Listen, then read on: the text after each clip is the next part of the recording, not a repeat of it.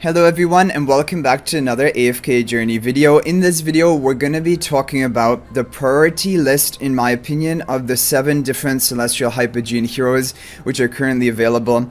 And it is a really kind of difficult topic because all of them are used in different ways and there are pros and cons of all of the heroes, but I've kind of have an idea in my mind about like the ordering that you should prioritize these heroes to build up, and we're going to be talking about that and explaining it like with evidence of the different heroes' performance and from what we've seen in this current season so far.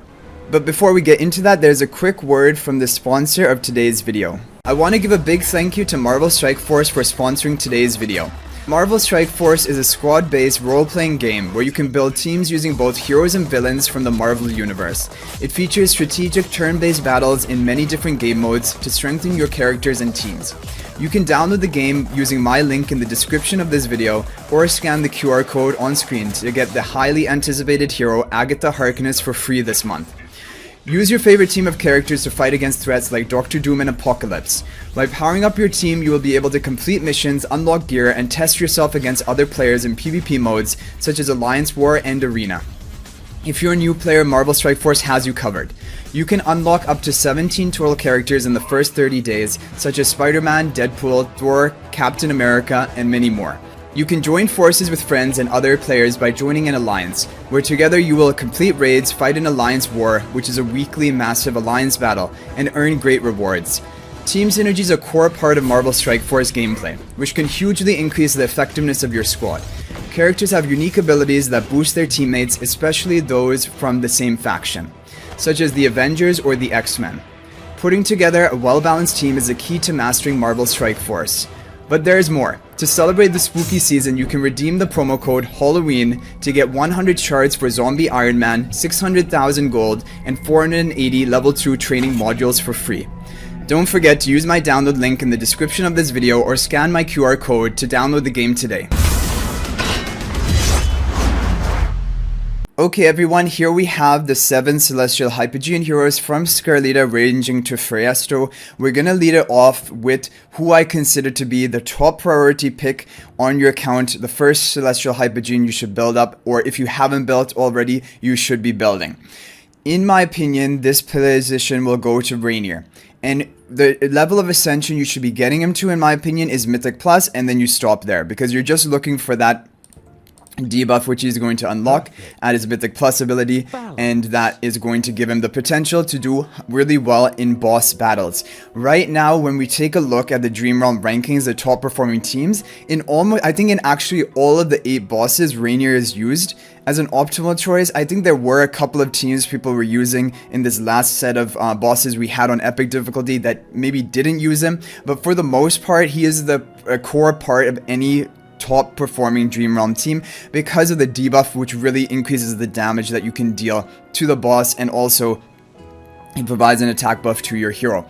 The other thing is that Rainier is a hero which is always going to be somewhat useful for your account because there are going to be boss battles throughout our time playing AFK Journey. For example, we have the Primal Lord Plague Creeper right now. In that, there is a strategy that doesn't rely on Rainier, but for a long time we were using Rainier in the optimal team, and he was a great option. But for a lot of boss content, Rainier is going to be one of the best heroes you can run because of this really powerful debuff. He does something that no other hero in the game can do, this level of debuffing capability for the whole duration of the fight.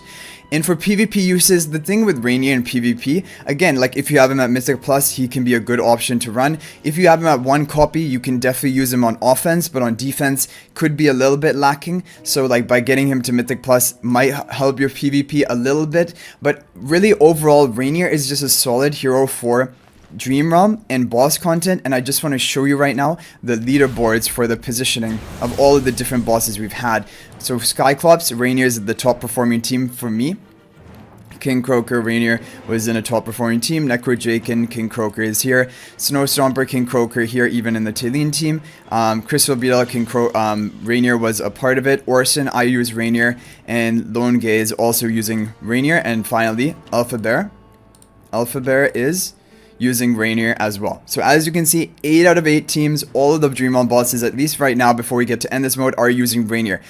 One thing to now mention about Rainier though, is based on the previous season that we had, once we got to the endless difficulty of the bosses, Rainier was only used in half of the Dream Realm bosses. So for example, there were 6 Dream Realm bosses in the previous season, and only 3 of them were using Rainier.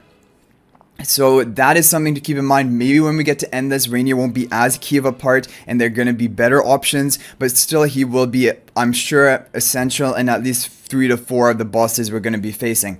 So that is why I think he's great. The other really big advantage of him is you only have to get him to Mythic Plus and you're done. You do not have to build him at all for the whole time you play this game. The other heroes we're going to talk about now, really you want to get them to Supreme Plus. I thought at first you could get Celestial Hypogeans to Mythic Plus. They unlock most of their kit at that point. But the problem is their stats are too low at Mythic Plus because they don't get the stats from Ascension that you get by ascending to Supreme, then ascending to Supreme Plus. You can't level up their exclusive equipment past plus 10 if they're still at Mythic Plus. You can only level past that until they're at Supreme. And some of these heroes do unlock pretty important skills at Supreme Plus. And so if you're building these Celestial Hypogeans, you want them to be as best as they possibly can be. And then you're going to want to get them to Supreme Plus, which is 14 copies in total, which can take a very long time. So now what I want to talk about is, now is the decision you have to make. Do you want to focus PvP or do you want to focus PvE content? Do you want to try to do better in Dream Realm bosses, do better in AFK stages, or do you just care about ranking higher in Arena? This is basically your consideration in making the next choice. But I've thought about this tier list a lot, and my number 2 is Freesto. So, why Freesto? Freesto, number 1, if you have him as Supreme Plus, he is going to help you push AFK stages. In this season, Almas has been more dominant than Freesto, and if you only have like Almas as Supreme Plus and the Iron team built up, you can still do really well in AFK stage pushing. However, there are stages which are most optimally cleared by Freesto and can't be as easily cleared by Almas, and those are the stages where you're going to really want Freesto to help you out and help you push higher. And pushing higher in AFK stages allows you to earn more passive income, and all of this is going to like stack over the time that you're playing. If you're at a higher AFK stage level, you're going to be gaining more resources, leveling up higher, and then you add an advantage in all the different game modes to other players. So that is a reason why he helps your account by helping you push AFK stages at a high level deficit. The other thing is, when we take a look back at Song of Strife season, out of the 6 different Dream Realm bosses, Freesto was using 5 of them. 5 of all the optimal teams, he was in 5 of them. 5 different teams. And that shows you that Freesto in Endless mode is no joke. He is an insane option because he has pretty high damage output in his kit. He tanks for the team. He overall is just a really good hero to have on your team for a lot of Endless boss modes. Before getting to Endless, however, he does not see much use. As of right now, in all the teams we've seen and the different teams tested, Freesto has not been a top option in any of the teams for Dream Realm. And when we talk about Primal Lord, it's pretty much the same story. He's not the best option in any of the teams for Primal Lord. So, but when we get to Endless, things are going to change and there's going to be a shift. Now, specifically talking about this season, this season doesn't do him very well. Because his charms, none of the charms have a very good offensive stats on them. And what you want from magic charms, especially when you're trying to optimize your Dream Realm team and get the highest score, you want Freesto to have damage. You want him and his illusion to be bursting down the boss with all of his abilities and normal attacks, and for that you need damage on your charms. And so his mythic magic charm sets are all basically tanky sets, and then one of them is a sorcery set that has ultimate power and skill power. But the problem with that is when we take a look at his HP per second damage, which is his vicious sting, this is if you give him more skill power, it just increases the amount of percentage of HP of the max HP that you're dealing to the opponent. But at a boss, this is already going to be capped, and it's capped at 40% of Freesto's attack. So like the skill power upgrade is going to do nothing for Freesto in Dream Realm bosses, because the boss already has so much HP that whether it's 2.5% or whatever, 3.3%, or if you do like times 5 more, 5.3%, it doesn't matter. Both of them are going to be capped at his attack. You're already going to be capped out at the base 3.3%. So it's just going to be based on his attack, and the charms don't give him attack, like an additional attack bonus. So that's the major issue. If he had just one charm set that would give him like damage potential, I think he would be again, I would think he would really be top tier in the Endless. I still think even without good charms, he could he's probably going to be used in endless bosses, but to not as much effect, like not as effectively. So that is the thing. And okay, let's go about the importance of Supreme Plus for AFK stage pushing is the fact that he'll start the fight, him and his illusion, with a shield of 570% of their attack, which is like, it comes out to around 50% of his health type shield at the beginning of the match, which is a lot. That allows you to take the burst of the opponents and begin basically cycling your team and cycling your ultimates. So overall, Frestor is a good hero. Also for PvP, he is definitely usable. He's a tank. He can be used in place of Thorin. He can be used in another team. Crimson Contract has value to give energy to the backline allies and also to give damage reduction to another ally. So overall, Frestor is a really cool hero. He is strong, quite needed for AFK stages, but not as important as Ulmus by a long shot. Ulmus is probably taking up 80% of the different AFK teams. Maybe Frestor is taking up 10 to 15%. And for Endless Dream Mode, most likely he's going to be a great option like he was last season. I'm going to suspect so. But in the pre-Endless we've been facing, he has not been used and he's not even a good option.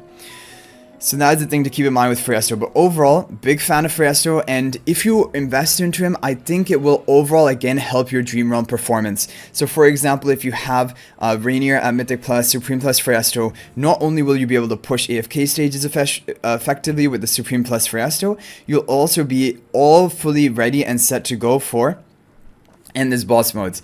And before getting to Endless, Rainier is a great option as a debuffer, and you can just run alternate damage dealers, even if you don't have the best in slot options. So that is why Frestor is number 2 in my opinion. Okay, now moving on to number 3. This is a really difficult choice. This is the hardest choice I've had to make in a long time, honestly. And honestly, it comes almost to a toss-up depending on your preferences. So with that preface, I'm going to give you, based on my preference, which one I would consider number 3. So number 3, I'm going to say is Scarlita. So why Scarlita? If you invest into Scarlita, she is going to help your PvP performance.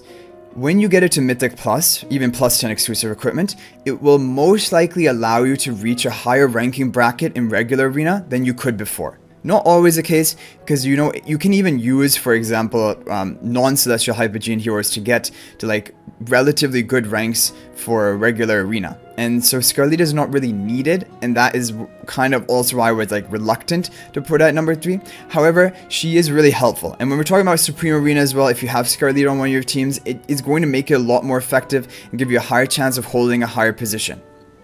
And this is pretty important because we've talked about Dream Realm, you get rewards from Dream Realm. From Arena and Supreme Arena, you also get a pretty hefty amount of rewards. From regular Arena, you get the Arena coins, which you can use to buy more Stellar Crystals or copies of S level heroes from the shop. And with the Supreme Arena this season, we get season tokens, which we can use to get character shards for S level or A level heroes. And that would be probably the best use. But that's very valuable.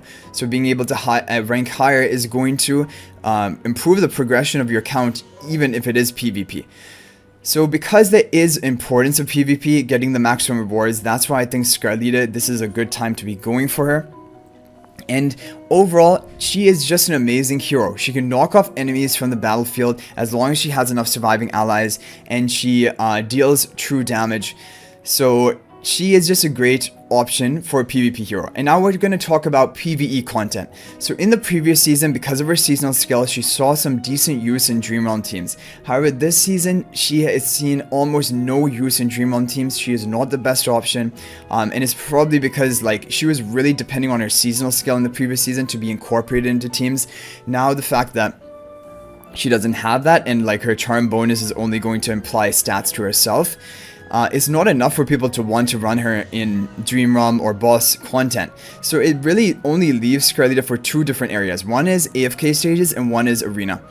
So talking about the AFK stages, there are going to be certain stages which use Scarlita to knock off opponents like Thorns or even Igor.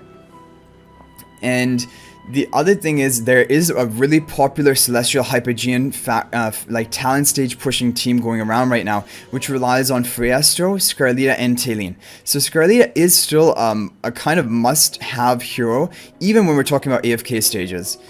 Even if, but for Dream Realm, definitely as of right now, she is not a must-have hero because she's not really providing much without the fact of getting her really powerful previous season skill.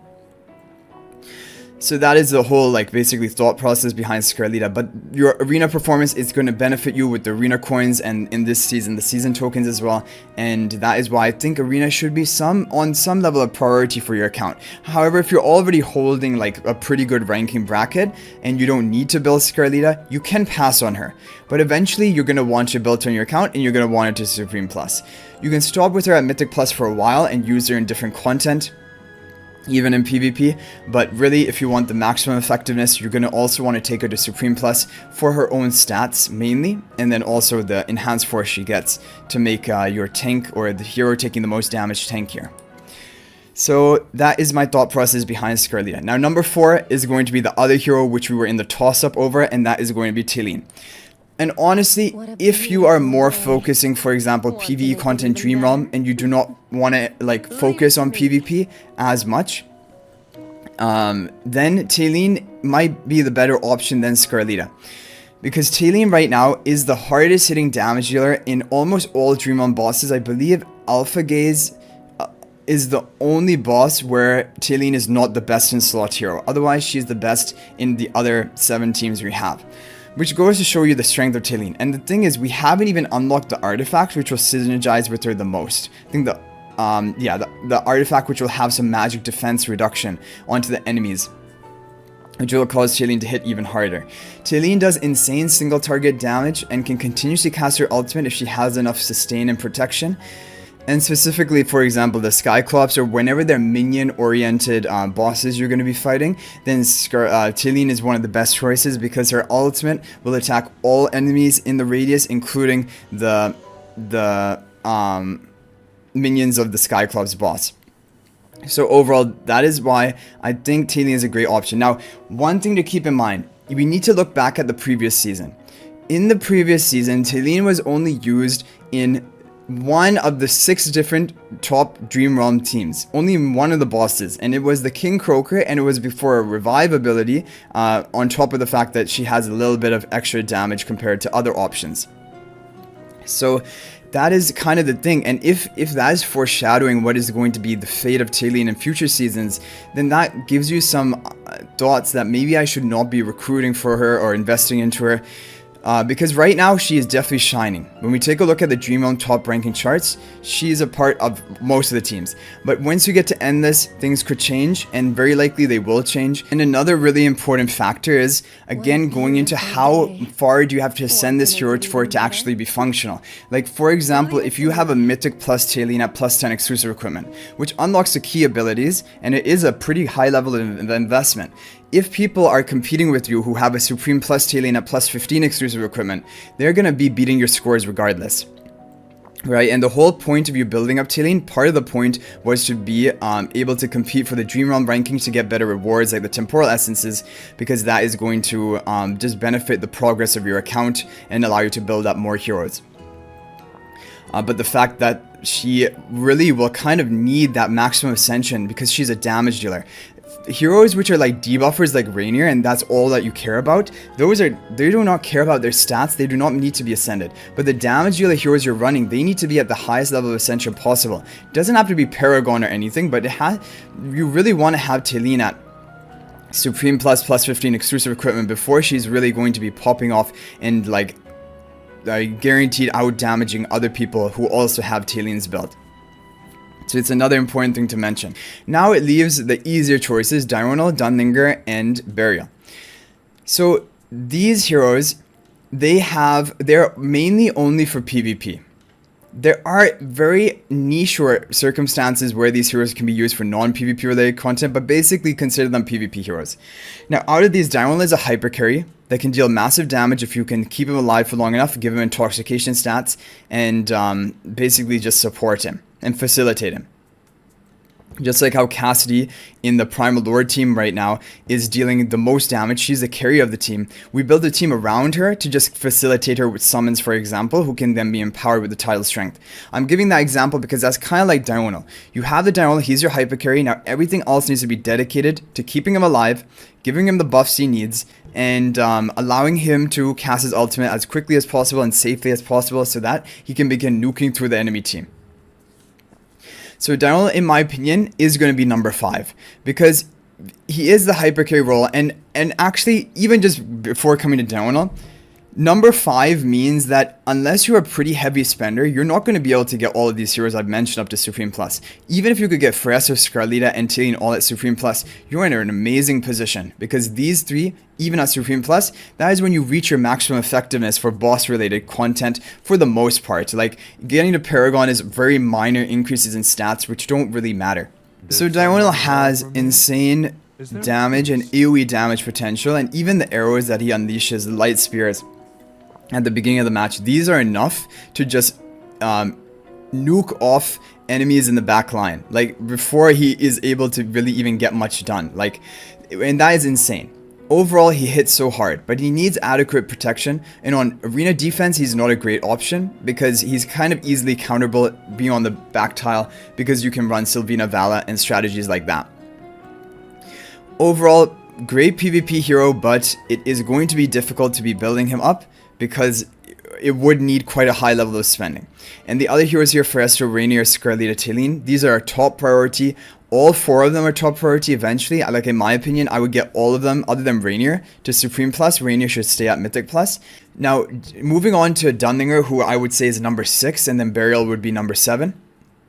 Dunlinger is very niche. He is mainly good on offense, but can be run on defense if he's quite highly invested. And you can even work with him at lower copies and just basically use him for his spellbind and preventing the ultimate cast of even your team. Because if you don't have his Mythic Plus, he's not going to have that protection for one of your allies. And so your team and the opponent will still both not be either able to cast their ultimates. But then you can try to build a team around him where your heroes are less ultimate dependent, and most opponents' defenses they run are quite dependent on their ultimates. Even Cure Lock is not a bad strategy. My guildmate has used Cure Lock Dunlinger against me to try and defeat my stall team, and it does work. So overall, Dunlinger is a good niche hero for PvP, but he's purely a PvP hero, so that is why these heroes come so down the list. Because the thing with PvP is constantly evolving. You can use a lot of heroes in PvP that you have built up, even from the other factions, the main like non-Selly hypo factions.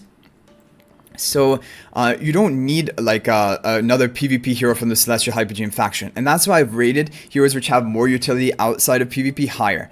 And I did rate Scarlita number 3, but that is because she does actually have utility outside of PvP. She has AFK stage performance, and potentially she could come back with some boss performance as well.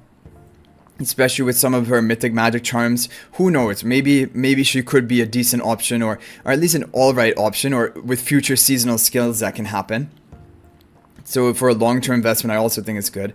But she's also really good in Arena and Supreme Arena, and on defense. She can help you hold that higher ranking by having a better defense, which the other heroes find it a little bit difficult to do. Yeah, and then finally Burial, there's not much to say about Burial other than he's a pretty much PvP hero. There have been a couple AFK stages, like I mentioned, that use a strategy of quickly killing the opponent with Burial. But for the most part, you could even like eventually substitute that out with another hero. It's not like that is an essential role for him. And he has decent damage output. He's good in tanky teams that have stall factors so that he can keep getting off the shadows of the isolated enemies.